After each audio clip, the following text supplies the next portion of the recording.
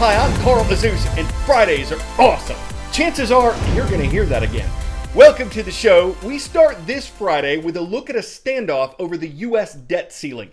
This is a limit on what the United States government is allowed to borrow. The first overall limit was set by Congress in 1939, and it can only be raised by Congress. That's been done dozens of times over the years, regardless of whether Democrats or Republicans were in control. Because the U.S. government spends far more money than it takes in, and it's done that for decades, it has to continually borrow more to pay its debts and fund its programs. The government has reached its current borrowing limit, that's at $28.5 trillion. If Congress doesn't vote to raise the debt ceiling again, the government won't be able to pay some of its bills. This could include military salaries, tax refunds, health care and retirement benefits, and interest the government owes on its debt. So why hasn't Congress raised it? This is where politics comes in. The decision is currently hung up in the U.S. Senate. Democrats there say more Republicans need to, quote, be responsible, that they need to join Democrats in voting to raise the debt ceiling to make sure the government pays its debts. Republicans say because Democrats control both chambers of Congress and the White House, their party's responsible for taking steps to raise the limit on its own. That might be possible, but neither party wants to be the only one to raise the debt ceiling. Politicians are afraid it'll look like only their side is the one doing all the spending. On the other hand, neither party wants to be blamed for any negative consequences if the debt ceiling isn't raised. So there's a lot of back and forth political wrestling whenever the government approaches its borrowing limit. In the past, Congress has always increased the limit. Financial analysts say failing to do that now could cause major economic problems in America and abroad. But with Democrats and Republicans so dug in, each saying it's the other side's responsibility to raise the debt ceiling now, compromise seems unlikely, raising serious questions concerning government debt and spending in the weeks ahead. 10-second trivia. Bubble tea originated in what Asian island? Taiwan, Okinawa, Sri Lanka, or Hong Kong Island? In the early 1980s, bubble tea was invented in Taiwan, an island with centuries-old traditions.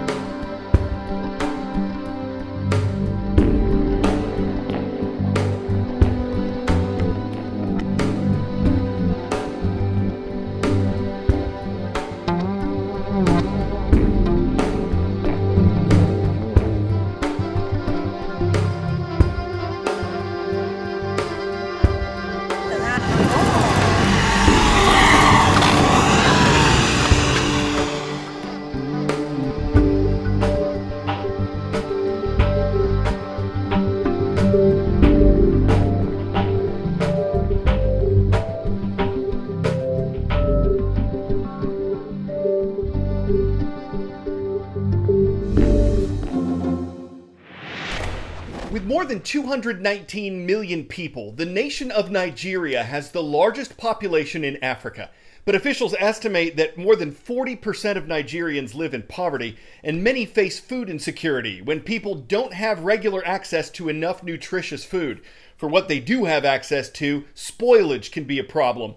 As the heat rises during the day, the condition of produce deteriorates, and food sold at farmers markets can decrease in value to less than half of where it started, if it gets sold at all.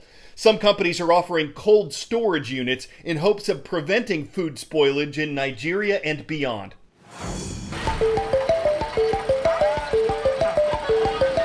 In this busy Nigerian market, the race is on to sell fresh produce early in the day.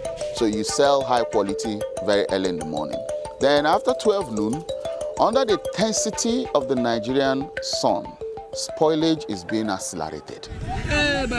Of all the food produced, Nigeria loses and wastes around 40% per year, according to the World Bank, while over 80 million people in the country face food insecurity. It's a burning issue this man is trying to solve. Nemeka Ikegwonu is taking a fresh approach to food waste with cold hubs, food storage rooms designed for markets and farms that are entirely powered by the sun, using those very rays to cool the food down. The mission really is to reduce food spoilage due to lack of cold storage at key points along the food supply chain. Farmers and retailers can store a crate of produce for around 25 cents per day, keeping it fresh for up to 21 days. This cold room can take and cool down up to 3 tons of food, and it cools down from 35 degrees ambient temperature, which is what the food is coming in with, to about set temperature 10 degrees Celsius. This pepper can stay in this cold room for up to 3 weeks, still very fresh. The UN tells us that food waste accounts for up to 10% of global greenhouse gas emissions. Each of these cold rooms should run on approximately between 20 to 30 liters of diesel every day. And by using solar energy, we kick off the diesel completely. And Ikegwonu wants the cold hubs to have social as well as environmental impact. We have been able to create about 66 new jobs for women. So many of these women have become empowered and change agents in their households and communities. Before cold hubs, Ikegwonu started a radio network reaching an estimated 2 million listeners to help farmers share knowledge and learn effective farming practices. Crop rotation is one of the oldest and most effective soil fertility control strategies we have been. Growing up on a farm himself, he knows the cost of losses can be devastating. A Nigerian smallholder farmer goes through a lot. It's like climbing a Kilimanjaro, where it's very difficult to climb, but you have to produce food. And when you are unable to sell that commodity or throw away that commodity, number one, the financial investment all have been eroded. The environmental resources are all lost. The morale of the farmer is lost too. That is why we need to make sure that if we produce food, we should, as much as possible, try to get the food on the plate of those people.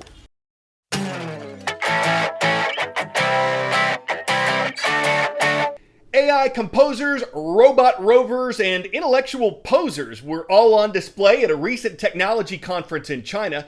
We say posers because this isn't the real Albert Einstein, but it does speak Chinese. Kind of looks like him too.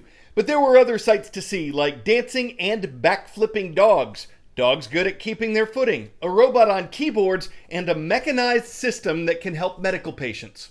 But why Einstein? Why not? He was considered a pretty brainy dude, relativity speaking. If you've got the quantum mechanics, a massive a budget, and the physics equivalent of his likeness squared, go ahead and throw in some artificial intelligence and theorize if it levels the unified playing field of robotics, y'all. All right, today's shout out goes out to Kearney High School. It is located in Kearney, Nebraska. We hope you and all y'all watching have a wonderful weekend ahead. I'm Carl Azus for CNN.